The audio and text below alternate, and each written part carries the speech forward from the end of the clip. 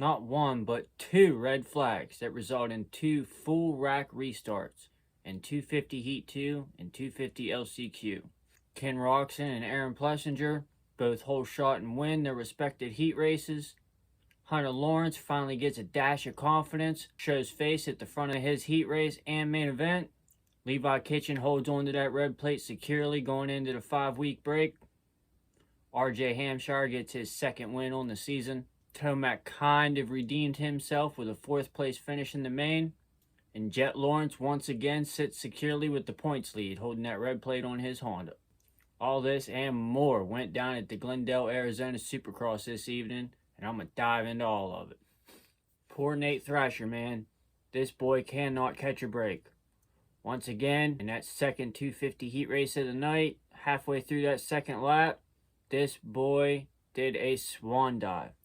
It was absolutely horrific to see.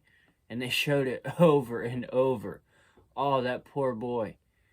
They ended up red flagging that second 250 heat to make way for the Mule and the Alpine Stars medical team so they could get Thrasher safely off the track. That was the end of his night. They took him to the hospital. Let's look at this crash real quick because it was crazy. Now right here, he's in the air. Everything's good right now. Now he cases this first triple, which is going to slow his momentum down. So when he comes off this next one, you can see he's not centered on the bike. He's not centered. He's kind of cockeyed. That's because that first one he cased threw him forward a little bit, so when he went like this, he's not ready for it. So it kind of threw him back and off-centered. So right here, you'll see his front tire and his rear tire both case this. When his front tire cased it, it threw him backwards, and his rear tire cased it, and it threw him forwards. So now when he comes into the next jump phase, all his weight is going to be forward. Right there. All his weight's forward, but the bike's going to come up because he's going up the next on-ramp. So it's just going to throw him. Now when he comes off of that, it's going to shoot him up. It's all together. One motion equals the next. He cased, threw him forward, which threw him off balance. So he cased again, which threw him forward into the bike. Come up the next face. It's going to just throw you in the air, which is exactly what it does. You see right here, he's in a full dive. There's nothing he can do but wait to hit the ground. Boom, which he does. Now, if you pay attention in this one here, watch, he's going to case this one right here. Case the front, throw him forward, case the back, which is going to kick his body forward into his handlebars. So at the same time his body's being thrown into the handlebars, his handlebars are going to be thrown into him coming up this next jump phase. It's just that action right there. Boom. Now his bike hits his tough block, but it kind of landed on it. If it would have actually hit the tough block, it might have pushed that tough block to where he might have landed on it. But since his bike landed on the tough block, it just kind of compressed the block and just moved it a little bit. Not enough to where it would save him. Now if they had padding in between these rhythm lanes, he probably wouldn't have been hurt as bad. But to throw in padding in between the rhythm lanes, that's a whole other discussion. Slams into the ground. We'll watch it in full time. One more time.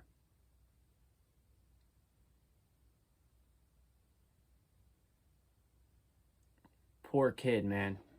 Let's check out these point standings going into this 5-week break for the 250 West. As I said, Levi Kitchen, he did what he needed to do. He had a spectacular night. Finished in second behind RJ Hampshire. Holds on to the points lead with 106. Jordan Smith's 4 behind him. RJ's 5 behind him. Then after that, we got a bit of a gap here. You see, So this championship battle is clearly between Kitchen, Smith, and Hampshire. Poor Joe Shimoda. Everybody had him as a title favorite going into A1, but he has had some really bad luck. He's made some mistakes. So as of now, he is clearly out of this championship hunt. There's only 4 rounds left. 2 of them are an East-West shootout. Anything can happen at those races. We've seen it many times. So this 250 West Championship is clearly between these top 3, separated by 5 points. As for the 450s, going into the 1-week break, Jet Lawrence did what we all knew he was going to. He had a good race when others didn't. He secured that points lead. He's got it by 6 right now, which is really good considering how stacked the field is. But you can see these top 5 boys are separated only by 11 points. So as of now, this 450 championship is tight between Jet, Chase, AP, Webb, and Anderson. Out of these 5, the only ones to have a good night tonight were Jet and Jason Anderson.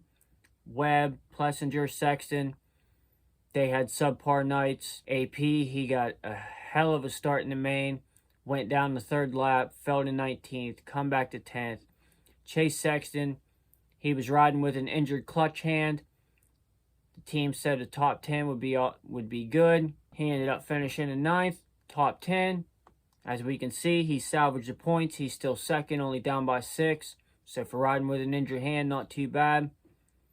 Webb, he did what he always does at Glendale. He falls off.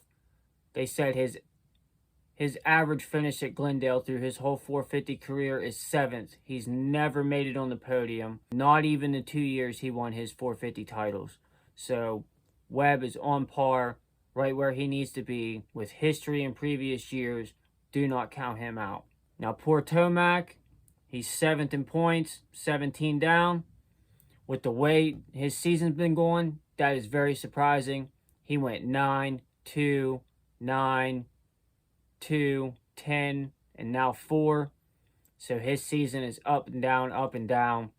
Every time Eli has a bad week, people count him out. Oh, he's old. He's Achilles, this, that. And he comes back and gets on the podium, or just shy of it this week. Nobody should count Eli Tomac out. Eli Tomac is the greatest on the field right now, besides Jet. He is 2nd in an all-times wins list behind the King, McGrath, and he's only down by 21 wins. I know they say you're only as good as your last race, but come on. Does nobody remember 2022 or Supercross 2023? 2022, Eli Tomac dominated. He won Supercross by like 50 points. He went on to win outdoors, battle with Chase Sexton so hard that going into the last round, they were separated by 1 point, and when it was all said and done, Tomac won the championship by 7.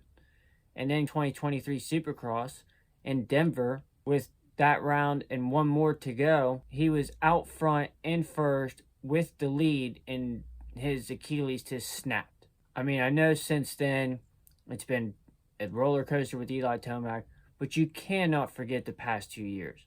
This dude is dominant. And he just spent 6 or 7 months off the bike.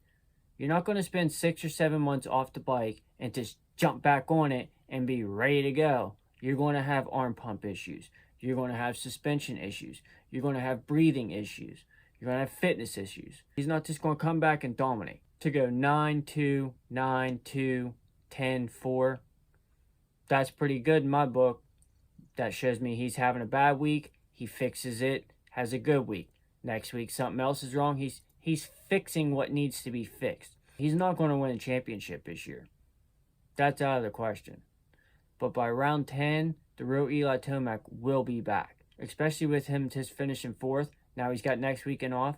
Now he has 2 weeks to work. So I guarantee you when Eli Tomac comes back in 2 weeks in Arlington, he's going to be on his A game. Mark my words. Which brings us to the champion of the night, Ken Roczen.